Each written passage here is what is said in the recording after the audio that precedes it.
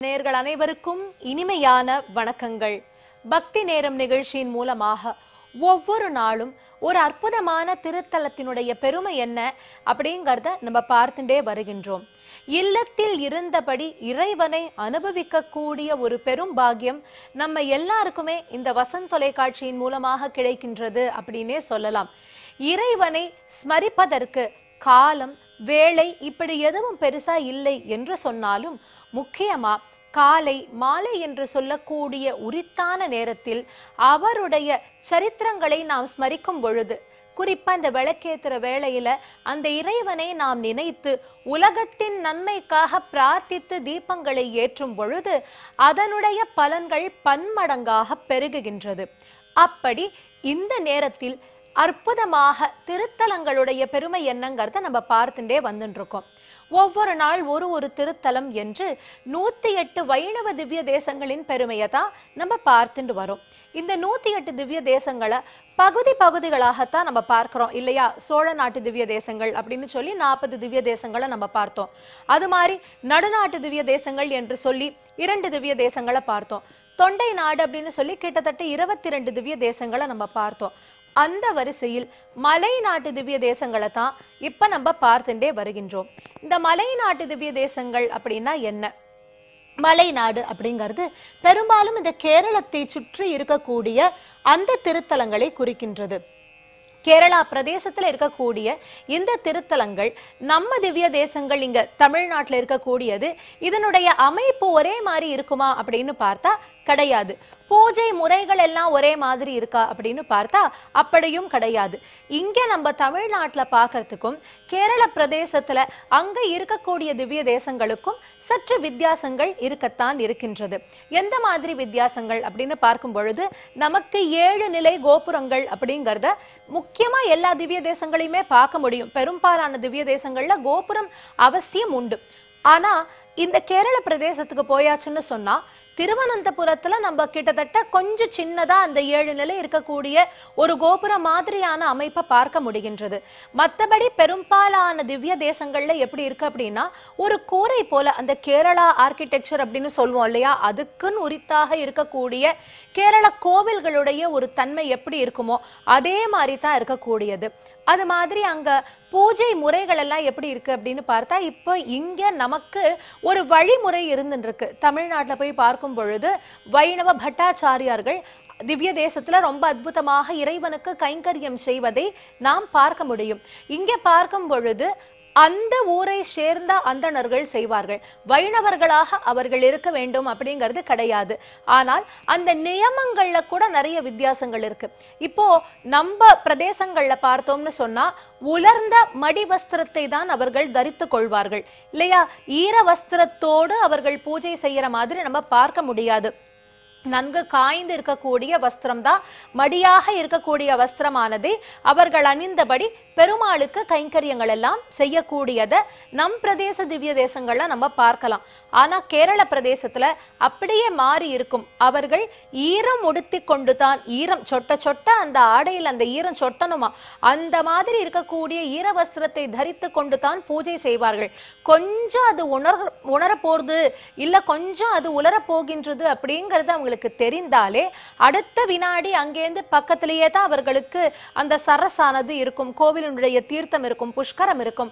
அங்க போய் அந்த புஷ்கரணியில அவர்கள் ஸ்நானம் செய்து திரும்ப அந்த ஆடைகளை ஈரமாக்கி அந்த வஸ்திரங்களை மடியாக்கி கொண்டு வந்து அமர்ந்தபடி அவர்களுடைய ஜப தப்பங்கள் எல்லாவற்றையும் செய்து அந்த அனுஷ்டானமானதை கடைபிடிப்பார்கள். அது மாதிரி இந்த பக்கம் நம்ம வந்தோமே ஆனால் கோவில்ல நமக்கு தீர்த்த பிரசாதம் அப்படிங்கறதெல்லாம் கொடுக்கறது உண்டு. ஆனா கேரள பிரதேசத்துல பார்க்கும் பொழுது இந்த தீர்த்த பிரசாதமோ மஞ்சள் குங்குமம் இந்த மாதிரின்னு ஒரு வழக்கம் கிடையாது. நமக்கு இப்படி எடுத்து கையில் அந்த குங்குமத்தை எல்லாம் கொடுப்பா, துளசி கொடுக்கறது இதெல்லாம் உண்டு. ஆனா அங்க என்ன செய்வார்கள்னு பார்த்தா வாழை இலை தான். இந்த வாழை இலையில சந்தனம் கொஞ்சம் புஷ்பங்கள் இதெல்லாம் போட்டு நம்ம கையில கூட படாதபடிக்கு அப்படித்தான் போடுவார்கள். நம்ம 2 கையை அப்படி வச்சுப்போம், அந்த 2 கையில அப்படி அழகா அதை படாதபடிக்கு வைப்பார்கள். அந்த மாதிரி அங்க ஒரு நியமம் இன்னி வரைக்கும் இருந்துருக்கு அப்படின்னே சொல்லலாம். அதே போல இப்ப நம்ம கோவில்கள், திவ்ய தேசங்கள் எது வேணாலும் நம்ம போனோம்னா ஒரு காலத்துல ஏதாவது ஒரு பிரசாதம்ங்கிறது இருந்துட்டே தான் இருக்கும். அந்த சமயத்துல நம்ம போனோம்னா காலை வேளைனா அங்க ஒரு பொங்கல் நிவேதனம் ஆயிருக்கலாம் பெருமாளுக்கு. அதுக்கப்புறம் மத்தியான வேலை கிட்ட பார்க்கும் பொழுது தத்தியோனம், புளியோதரை இதெல்லாம் இருக்கும். வேளை இந்த மாதிரி வேளைக்கு ஏதாவது ஒரு பிரசாதம் கொடுக்கறது அப்படிங்கிற ஒரு வழக்கம் நமக்கு உண்டு. ஆனா இங்க கேரள பிரதேசத்துல போய் பார்க்கும் பொழுது அந்த மாதிரி வழக்கங்கள்ல பெருசா இருக்காது. மிஞ்சினா சில கோவில்கள்ல பாயசம் கொடுக்கறது அப்படிங்கிறது வேணா இருக்கும். அது கூட எல்லா நேரத்திலயும் இருக்குமா, எல்லா காலத்திலயும் இருக்குமா அப்படிங்கிறது நமக்கு தெரியாது. அதே போல கோவில்கள் திறந்து மூடுறதுல கூட காலங்கார்த்தால ரொம்ப சுருக்க கோவில கேரள பிரதேசத்துல திறந்து விடுவார்கள். கிட்டத்தட்ட 4 மணி வாக்கிலேயே திறந்துட்டும் அதன் பிறகு பார்த்தா 8, 9 மணிக்கெல்லாம் கூட பூற்ற கோவில்கள் உண்டு. ஆனா இந்த பக்கம் தமிழ்நாடுல நமக்கு அந்த மாதிரி கிடையாது. கிட்டத்தட்ட 12 மணி மத்தியான நேரம், 12 மணி அந்த பூஜைகள் கூட நம்ம போய் சேவிக்கிறதுக்கெல்லாம் நிறைய பார்த்துருப்போம். அந்த மாதிரி காலத்திலையும் சிறிது வித்தியாசங்கள் இருக்கு. இந்த மாதிரி சில வித்தியாசங்கள் இருந்தாலும் பெருமாளுடைய சாநித்தியத்துக்கோ ஆழ்வார்கள் வாக்கில் வந்த அமுதத்திற்கோ எந்த விதமான ஒரு மாற்றமும் கிடையாது. இங்க இருக்கக்கூடிய இந்த மலை நாட்டில் இருக்கக்கூடிய பெருமாளையும் ஆழ்வார்கள் அவர்களுடைய வாக் அமுதத்தினால் அற்புதமாக பாடி அவர்களுடைய பெருமையானதை நமக்கு எடுத்து உரைக்கின்றார்கள். இதுல இருந்து நம்ம தெரிஞ்சுக்க வேண்டியது என்ன? பெருமாளுடைய ஏற்றம் மட்டுமல்ல, கோவில்கள் எப்படி இருக்குங்கிறது மட்டும் இல்ல, சுற்றுச்சூழல் அங்க எப்படி இருக்கு அப்படிங்கிறது மட்டுமல்ல, ஆழ்வார்களுடைய அந்த வாக்கு என்பது எவ்வளவு அழகான ஒன்று. அந்த ஆழ்வார்களுடைய பாட்டுக்குத்தானே இறைவனே இது திவ்ய தேசம் என்று சொல்லி மங்களாசாசனம் அவர்கள் எதை செய்கின்றார்களோ அதுதான் எனக்கு திவ்யம் என்று சொல்வது போல பெருமாள் ஒவ்வொரு க்ஷேத்திரத்திலையும் வீற்றிருந்து இன்னைக்கும் நமக்கு அனுகிரகம் செய்துருக்கார். இப்படி மலைநாட்டு திவ்ய தேசங்களுடைய ஒரு பெருமை என்ன அப்படிங்கறத நம்ம பார்த்துட்டே வந்துருக்கோம். இன்றைய தினம் நம்ம எடுத்துக்கக்கூடிய திவ்ய தேசமானது 70வது திவ்ய தேசம். இந்த திவ்ய தேசத்தினுடைய திருநாமம் என்ன அப்படின்னு பார்த்தா திருக்கடித்தானம் அப்படின்ட்டு பெயர்.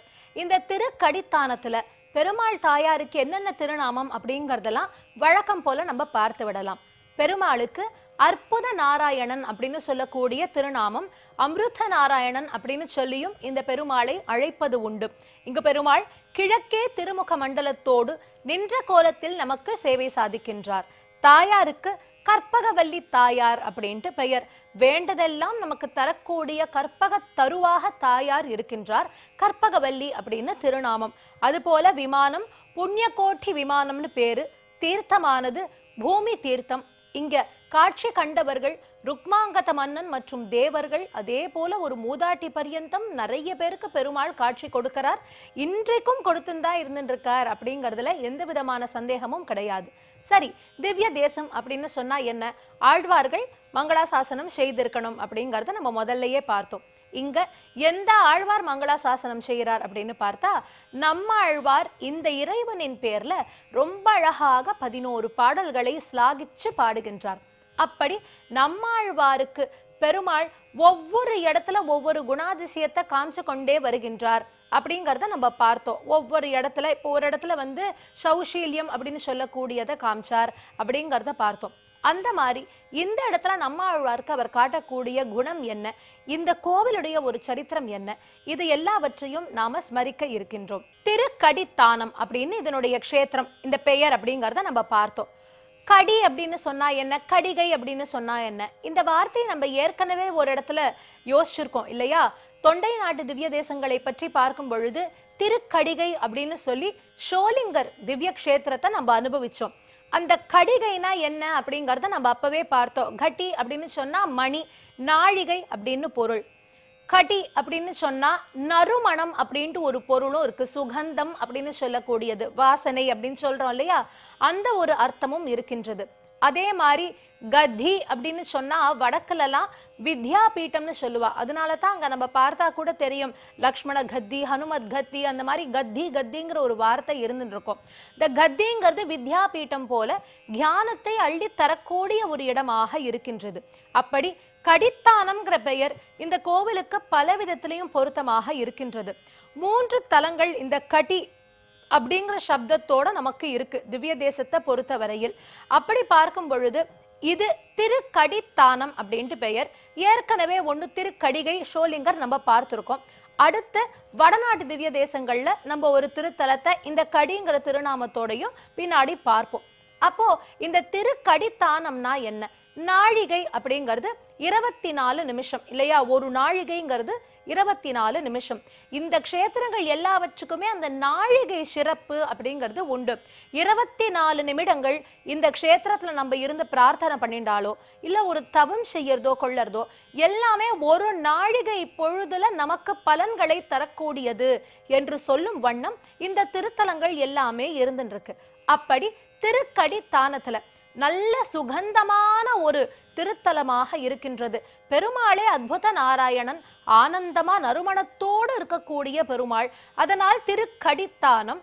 அதே போல கட்டின்னா மணின்னு ஏற்கனவே நம்ம பார்த்திருக்கோம். அதனாலதான் கட்டிக்காரம் அப்படின்னு சொல்றோம். வடக்குல எல்லாமே கட்டிக்காரம் அப்படின்னு தானே சொல்றோம்.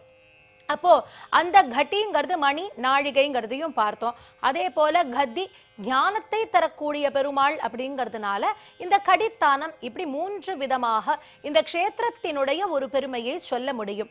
அதே போல பஞ்ச பாண்டவ க்ஷேத்திரங்கள் அப்படின்னு உண்டு. பஞ்ச பாண்டவர்கள்ல சகதேவன் என்று சொல்லக்கூடியவரால புனருத்தாரணம் செய்யப்பட்ட ஒரு க்ஷேத்திரம் தான் இந்த திருத்தலம். ஏற்கனவே பெருமாள் இங்க இருந்துருக்கார். பின்னாடி சகதேவன் வந்து இந்த கோவிலை ரொம்ப அழகாக நிர்மாணித்தார் அப்படின்னு சரித்திரம் சொல்லுகின்றது. சகதேவனுக்கு இந்த இடத்துல வந்து எதனால் கோவில் அவர் கட்டணும் அப்படிங்கிற எண்ணம் எல்லாம் இருக்கலாம். பஞ்ச பாண்டவர்கள் எல்லாருமே யுத்தம் செய்கின்றார்கள் தானே. என்னதான் இருந்தாலும் அந்த யுத்தத்தில் எத்தனையோ அவர்கள் நியாயத்துக்காகவே போராடினாலும் அதுல எத்தனையோ அவர்களை அறியாத பாவங்களையும் செய்ய வேண்டி இருக்கின்றது. அது அவர்கள் தர்மமே ஆயினும், க்ஷத்ரிய தர்மம் அதுவாகவே இருப்பினும், அதனால் அவர்களுக்கு ஏற்படக்கூடியதிலிருந்து அவர்களுக்கு ஒரு விமோசனம் கிடைக்கணும் இல்லையா? அந்த மாதிரி பஞ்ச பாண்டவர்கள் எல்லாருமே ஒவ்வொரு கோவிலை இந்த இடத்துல ரொம்ப அழகாக நிர்மாணித்தார்கள். அதுல சகதேவன் நிர்மாணித்த ஒரு அற்புதமான திருத்தலமாகத்தான் இந்த திருத்தலம் இருக்கின்றது. அது மட்டுமல்ல, இந்த க்ஷேத்திரத்துக்கு யதேஷ்டமான பெருமைகள் சொல்லப்படுகின்றது.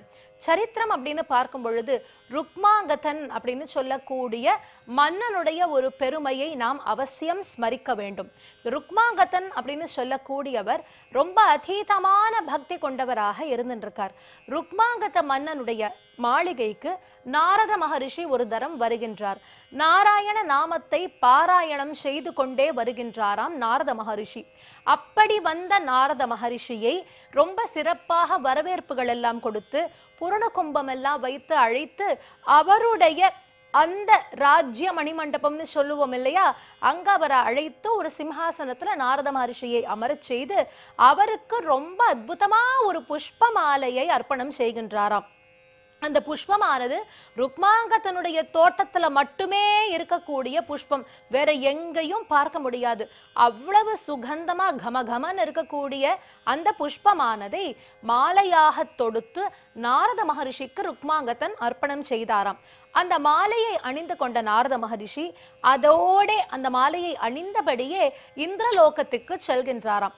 இந்திரலோகத்துக்கு போன உடனே தேவேந்திரன் நாரத மகரிஷி கழுத்துல இருக்கக்கூடிய அந்த மாலையை பார்த்தாராம். இந்த மாலை ரொம்ப ஜோரா இருக்கே, ரொம்ப அழகாக இருக்கின்றது, நறுமணம், நீங்க அங்கு வரும்பொழுது இங்கு வரைக்கும் நறுமணம் வருகின்றதே, ரொம்ப சுகந்தமா இருக்கு, ஏது இந்த மாலை, எங்க கிடைச்சது உங்களுக்கு அப்படின்னு கேட்டார். அப்ப நாரத மகரிஷி சொல்றார், ருக்மாங்கதன் என்னும் மன்னன் எனக்கு இந்த மாலையை அழகாக சூட்டினார் அப்படின்னு சொல்ல, ருக்மாங்கதனுடைய இடத்துல இந்த புஷ்பங்கள் இருக்கா, இது வேற எங்க இருக்குன்னு பார்க்கலாமே அப்படின்னு சொல்ல, தேவர்களை எல்லாம் கூப்பிட்டு இந்த புஷ்பம் எங்க இருக்கோ பாருங்கள், பார்த்து எனக்கு இந்திரலோகத்துக்கு அது வேணும், இனி நித்திய இறைவனுக்கு வழிபாடு செய்வதற்கு எனக்கு அந்த புஷ்பங்கள் வேணும், எப்படியாவது அங்கேருந்து நீங்க எடுத்துட்டு வரணும்னு சொல்றார். உலகம் முழுக்க எல்லா இடத்துலயும் போய் தேடியாச்சு, அவர்களுக்கு கிடைக்கல.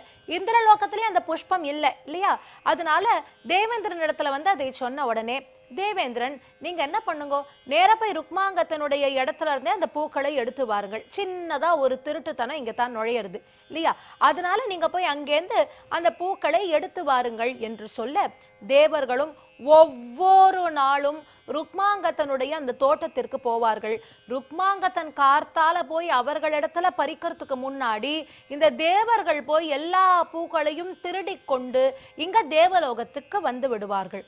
ருக்மாங்கத்தன் பார்க்கறான், இது என்னது இது, ஒவ்வொரு நாளும் நானும் போய் போய் பார்க்கிறேன், அந்த பூக்களே அங்க இருக்க மாட்டேங்கிறதே, யாரோ பறித்து செல்கின்றார்கள் போல இருக்கு அப்படின்னு அவர் விட்டுட்டார். அது ஒரு பெருசா ஒரு பிரச்சனையாக்கி அந்த மாதிரி எண்ணம் கிடையாது. ஏன்னா அவ்வளவு சிறந்த தார்மீக எண்ணம் கொண்ட ஒரு மன்னன் ருக்மாங்கத்தன். அதனால சரி, என்ன இப்போ யாரோ ஆசைப்பட்டு தானே பூக்கள் எடுத்துட்டு போகணும், பார்த்துக்கலாம் அப்படிங்கிற ஒரு எண்ணத்தோடு ருக்மாங்கத்தன் இருந்துட்டு இருக்கார்.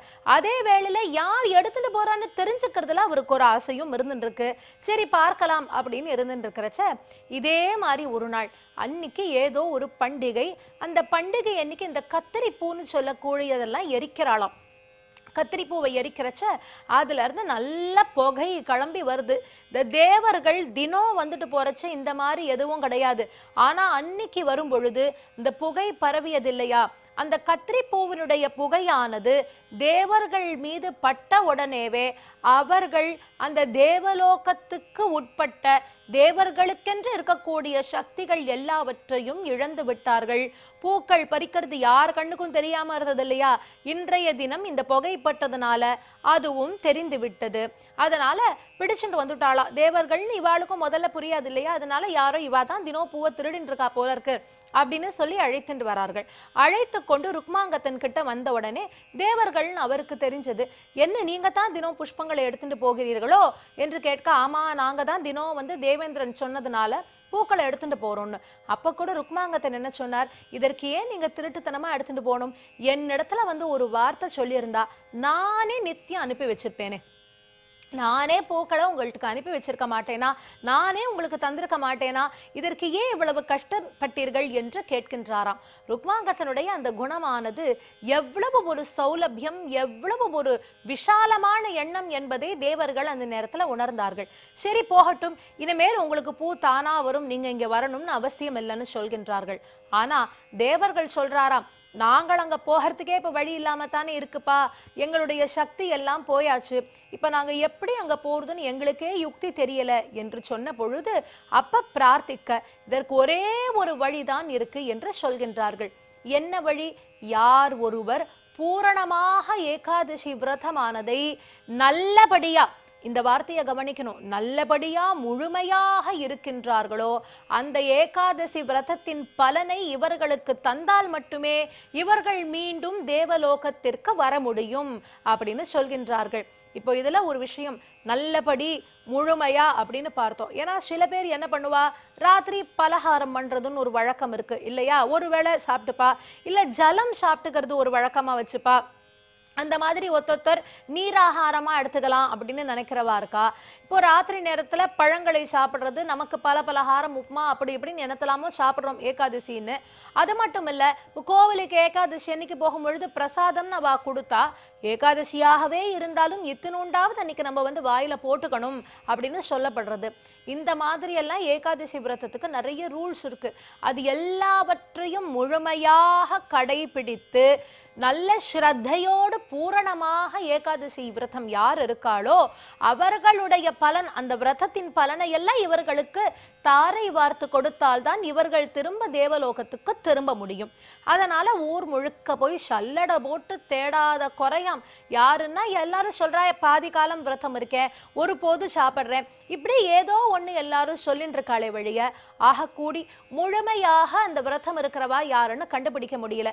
கடைசியில பார்த்தா ஒரு வயசான பாட்டி, ஒரு மூதாட்டி இருக்காளா அந்த ஊர்ல. அந்த பாட்டி மட்டும்தான் முழுமையாக ஏகாதசி விரதமானதை இருக்கின்றாள். அதனால் அந்த பாட்டி அதுபோல ருக்மாங்கத்தன் இரண்டு பேரும் அவர்களுடைய ஏகாதசி விரதத்தின் பலன்களை தேவர்களுக்கு முழுமையாக தாரை வார்த்து கொடுத்தார்களாம்.